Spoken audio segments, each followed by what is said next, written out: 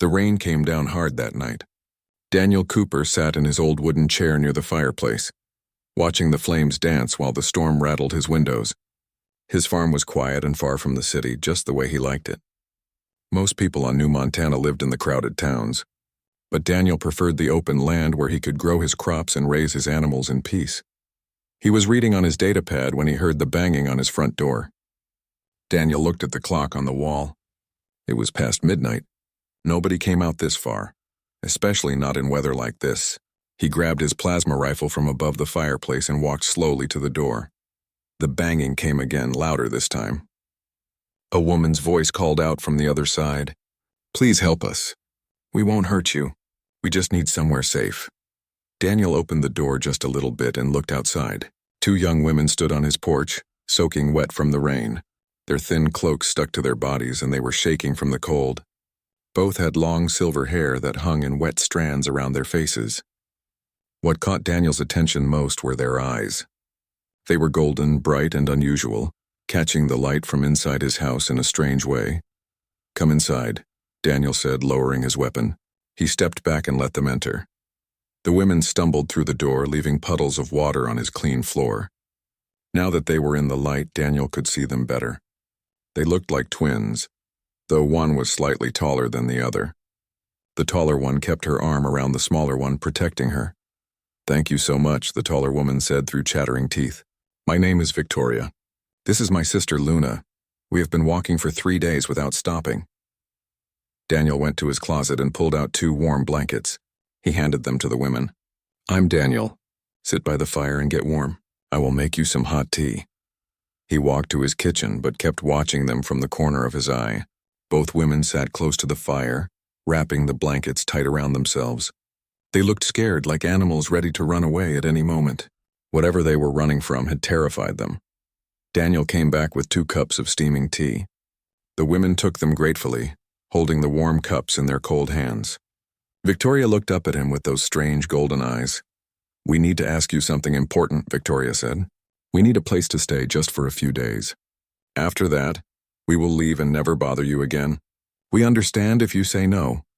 Daniel sat down in his chair and studied them carefully. "Who is chasing you?" Luna flinched when he asked the question, pulling the blanket tighter around herself. Victoria kept her eyes on Daniel's face. "Hunters. Men who get paid to catch people like us. They want to sell us to collectors who pay a lot of money."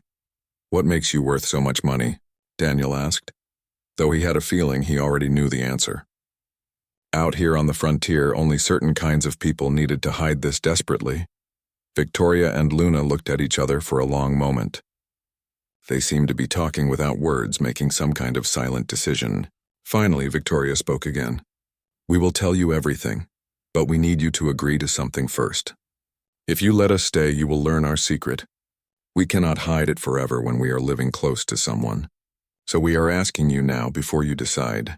Only if you trust us with your safety will we trust you with our secret."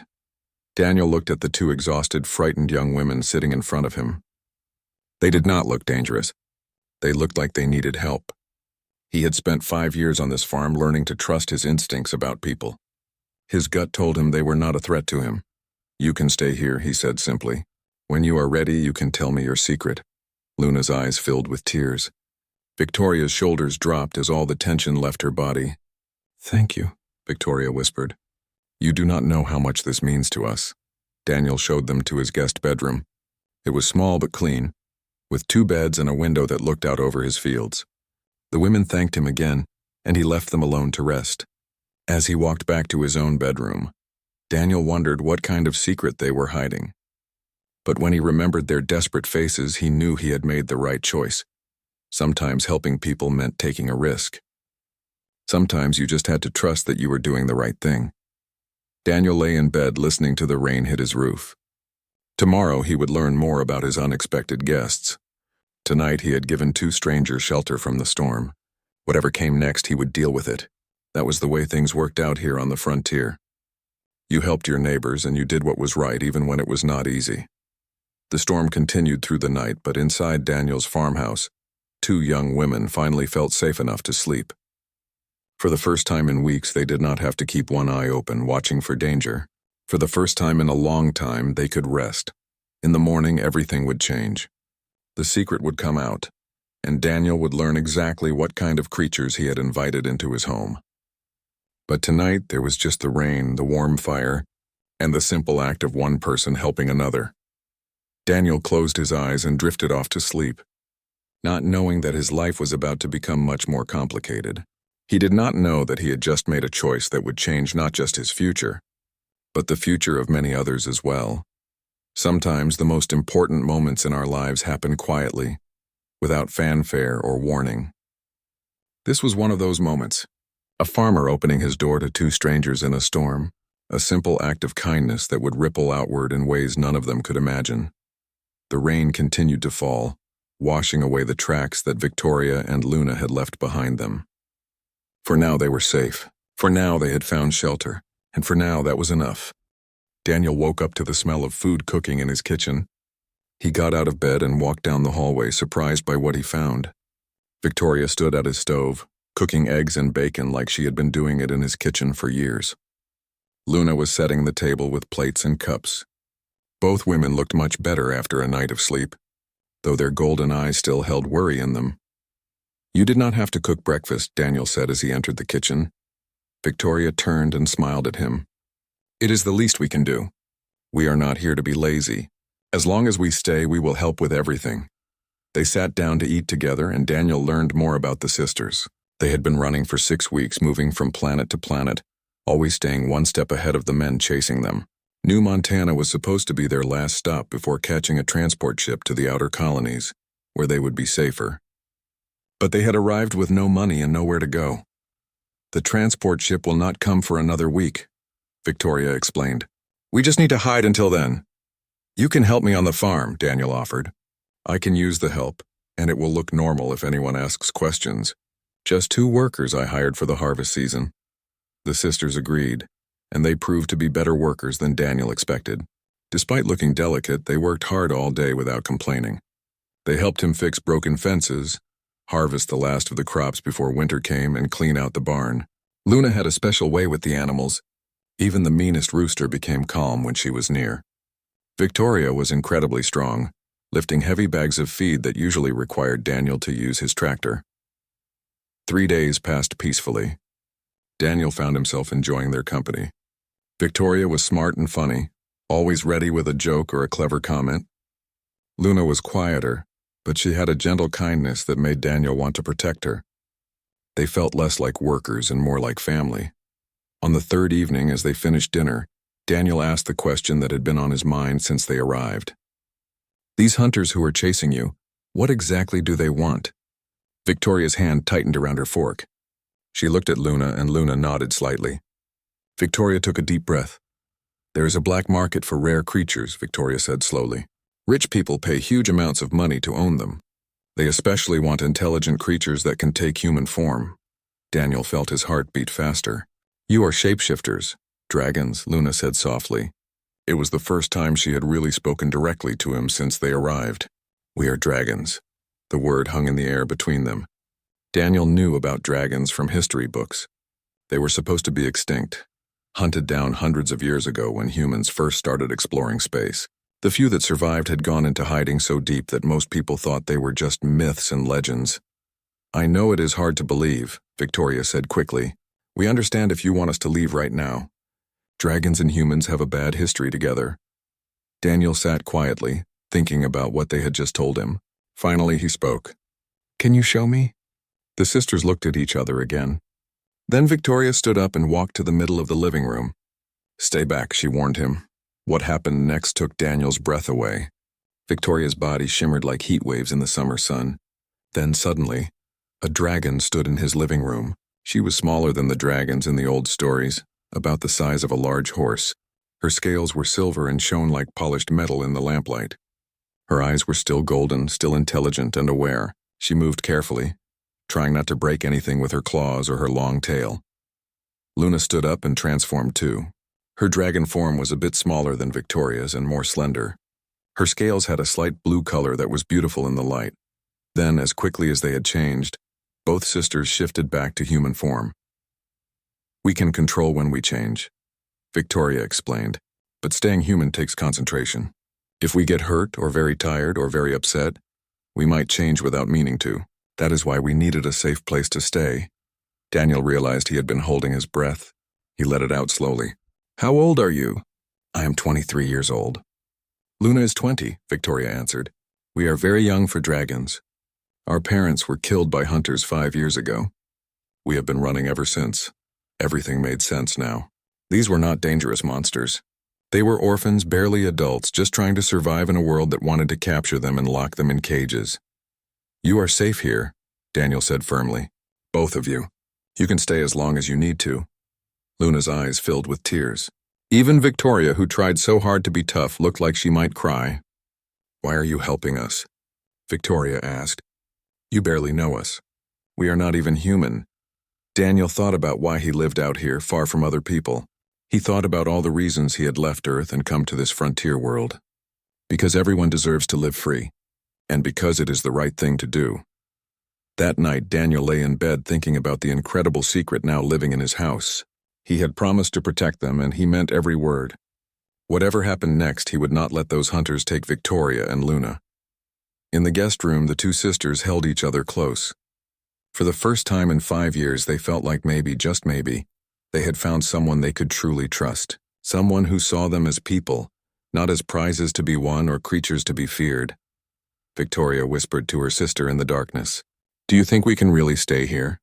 Luna squeezed her hand. I think Daniel meant what he said.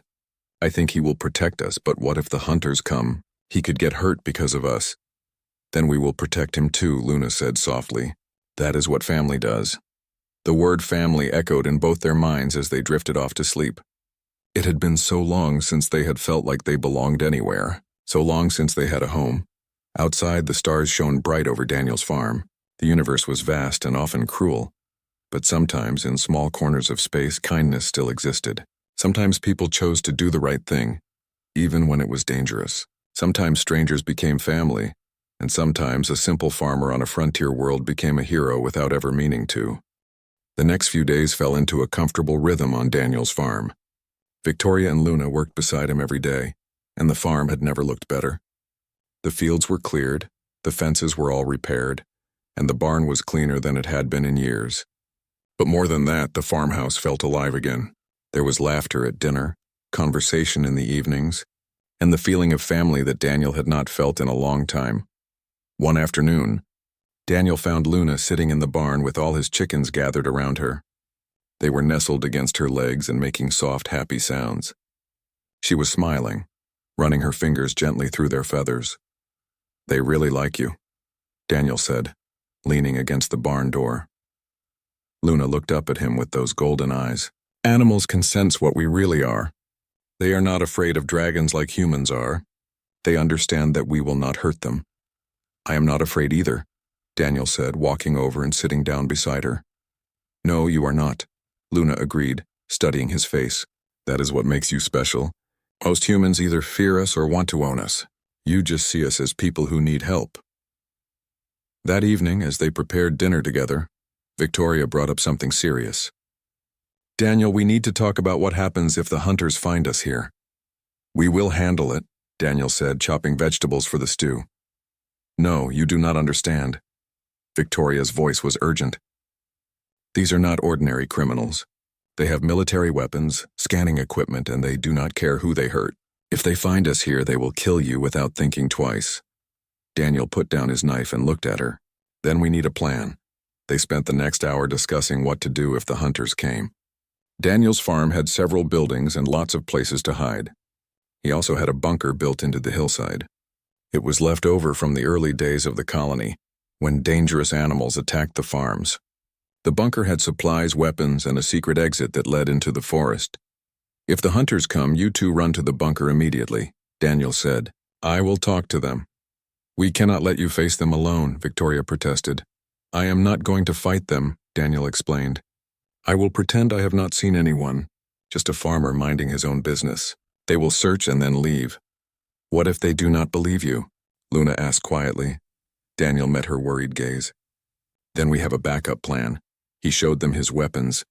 Like most farmers on the frontier, he had guns to deal with predators and raiders. More importantly, He had friends in the colony who owed him favors. One call on his communicator, and he could have help arrive within an hour. As the week went on, Daniel found himself caring more and more about the sisters. Victoria reminded him of his own younger sister back on Earth. She was fierce and protective and would do anything for the people she loved. Luna's gentle nature and quiet kindness made her easy to care about. They felt less like guests and more like family. One night, Daniel found Victoria standing outside in her dragon form.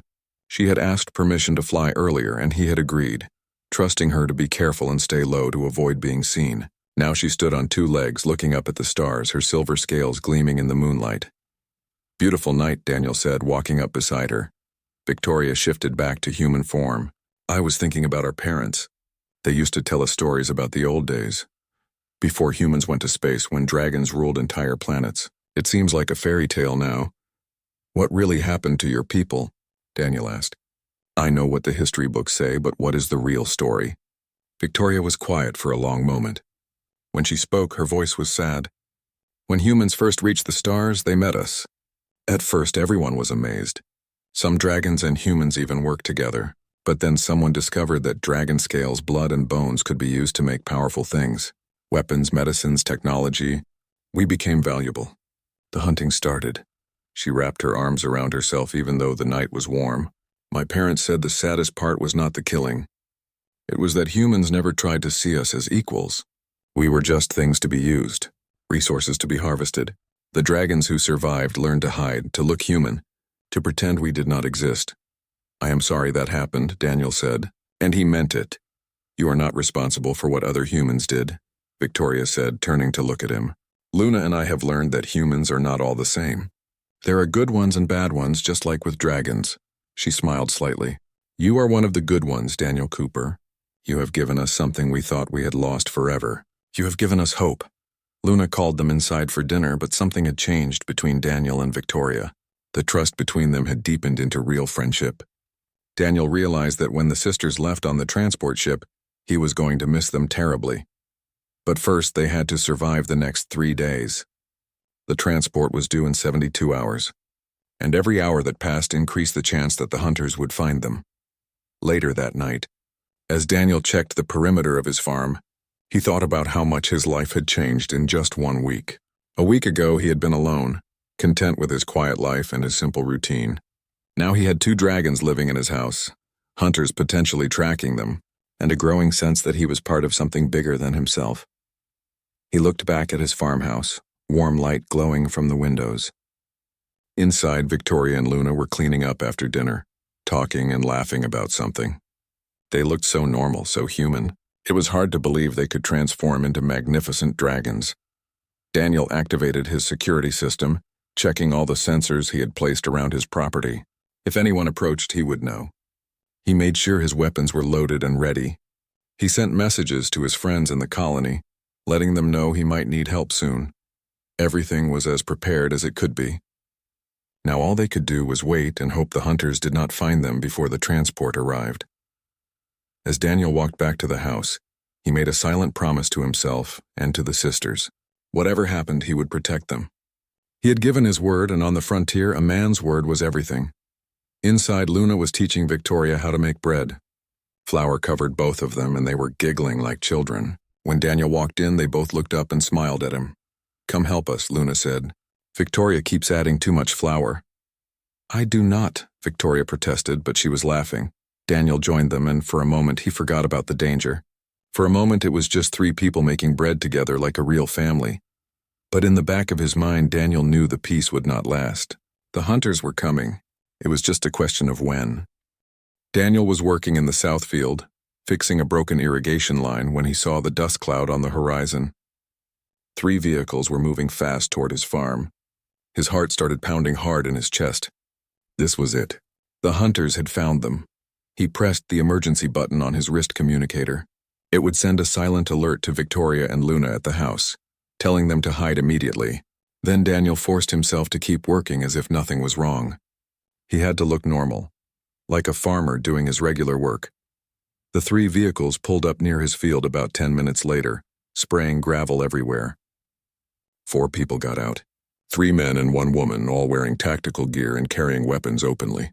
The woman, who seemed to be the leader, walked toward Daniel with a smile on her face. But the smile did not reach her eyes. "Good afternoon," she said. "My name is Helen Cruz. I work for Colonial Security. We are looking for 2 fugitives who might have passed through this area." Daniel stood up and wiped his dirty hands on his pants, trying to look curious instead of worried. "Fugitives? What did they do?" Helen pulled out a small device that projected holographic images into the air. The images showed Victoria and Luna in their human forms. "These 2 women are wanted for stealing very valuable corporate property." "Have you seen them?" "Cannot say that I have," Daniel replied, keeping his voice casual. "But I am pretty isolated out here. I do not get many visitors." One of the men, a huge guy with scars on his face, was holding a scanner and pointing it around the area. Daniel's heart was racing. He hoped Victoria and Luna had made it to the bunker in time. "Do you mind if we look around your property?" Helen asked. But it was not really a question. It was a demand. "Actually, I do mind," Daniel said firmly. "This is private property. Unless you have a warrant, I would like you to leave." Helen's fake smile disappeared. "We can do this the easy way or the hard way, farmer. We have authorization to search any property in the colony. Then show me the official paperwork," Daniel said. The scarred man suddenly spoke up. "Scanner is picking up something. Dragon signatures. Recent ones. They are definitely here." Helen's hand moved to her weapon. "Where are they hiding?" "I do not know what you are talking about," Daniel said, but he was already reaching for his sidearm. Everything happened very fast. The scarred man fired his weapon at Daniel. A pulse blast shot past Daniel's head as he dove behind his tractor. Then rifle fire came from the house. Victoria was shooting at the hunters, giving Daniel cover and keeping them from advancing. "Get them alive if you can," Helen shouted to her team. "But the dragons are the priority. Kill the farmer if you have to." Daniel returned fire from behind the tractor. His years of training in the Colonial Defense Force came back to him. He managed to hit one of the hunters in the leg and the man fell down screaming. But Daniel was outnumbered and the hunters had better weapons. Then everything changed. A roar filled the air so loud and powerful that it made Daniel's chest vibrate. Victoria burst out of the barn in her full dragon form. Her silver scales gleamed in the afternoon sun like metal. She was magnificent and terrifying, a force of nature made real. She did not attack the hunters directly. Instead, she positioned herself between them and the house, protecting Luna, who was still inside. "Stand down," Helen commanded, but her voice was shaking. All her confidence had vanished when faced with an actual dragon. "Leave now," Victoria's voice rumbled, deeper and more powerful in dragon form. "Leave now or I will defend my family." Daniel felt something warm in his chest when Victoria said the word family. She was not just talking about Luna. She meant him too. The scarred man raised a different weapon, something large that hummed with dangerous energy. "We have the tranquilizer cannon. One shot and the dragon goes down." But before he could fire, Luna came out of the house in her dragon form. She was smaller than Victoria but faster. She leaped through the air and hit the weapon with her tail, knocking it out of the man's hands. The device broke into pieces when it hit the ground. The hunters had lost their advantage and they knew it. Helen looked around at her team, at the 2 dragons, and at Daniel with his rifle. She made a quick decision. "Fall back," she ordered. "We will come back with more people and better weapons." The vehicles sped away, leaving Daniel standing in his field next to 2 dragons. As soon as the hunters were out of sight, Victoria and Luna transformed back to human form. Victoria was shaking and her face was pale. "We have to leave right now," she said urgently, "before they come back with an army." "No," Daniel said. "We go to the bunker like we planned. My friends will be here soon. I sent out the distress signal before the hunters even arrived." "Daniel, they will kill you," Luna said, tears running down her face. "You cannot get more involved than you already are." "I am already involved," Daniel said firmly. "And I am not letting them take you, either of you." Within 20 minutes, Daniel's friends started arriving at the farm. Kyle Morrison came with his 2 sons, all of them armed and ready to fight. Grace Palmer arrived next. She had been in the military for 20 years before retiring to New Montana.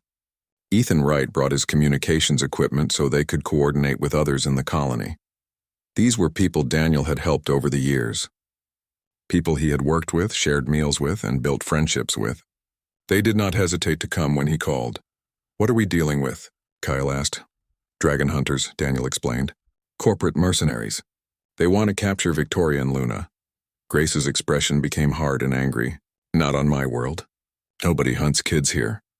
They had maybe an hour before the hunters returned with reinforcements. Daniel gathered everyone together to make a plan. Grace took charge of organizing the defense, using her military experience to position people in the best locations. Victoria and Luna, back in their dragon forms, helped by moving heavy equipment and creating obstacles that would slow down the hunters. They will come with more people and heavier weapons, Grace said. But this is our land. We know every inch of it. That gives us an advantage. Victoria approached Daniel, still in her dragon form. You do not have to do this. You and your friends could get hurt or killed. Daniel looked up at her, at this magnificent creature who had trusted him with her life. Yes, we do have to do this, because it is right. And because you are family now. The sun began to set, casting long shadows across the farm. In the distance, they could see more dust clouds approaching. The hunters were coming back, and this time they had brought an army. Daniel checked his rifle one more time and took his position behind a reinforced barrier. Around him, his friends did the same. Above him, Victoria and Luna spread their wings, ready to fight. Here they come, Ethan said quietly. 6 vehicles appeared on the horizon, moving fast. At least 12 armed hunters, maybe more. They had come prepared for a war. Daniel took a deep breath and tightened his grip on his weapon. Whatever happened next, he would not back down. He had made his choice, and he would stand by it. The battle for his farm and for Victoria and Luna's freedom was about to begin. The 6 vehicles stopped at the edge of Daniel's property. 12 hunters got out, all heavily armed and wearing body armor. Helen Cruz stood at the front, holding a large rifle and looking determined. She had brought enough firepower to take down a small army. But what she had not expected was that Daniel's friends had been preparing too.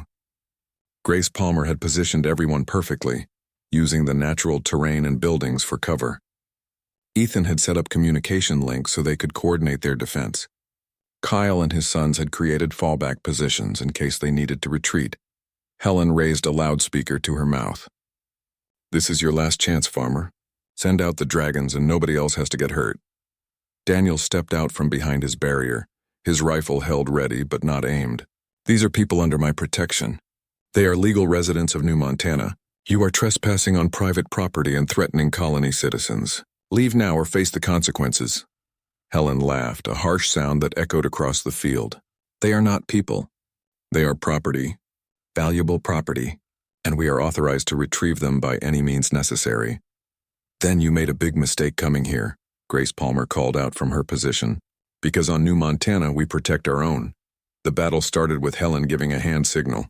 Her hunters opened fire, trying to overwhelm Daniel and his friends with superior firepower. But Grace's defensive positions held.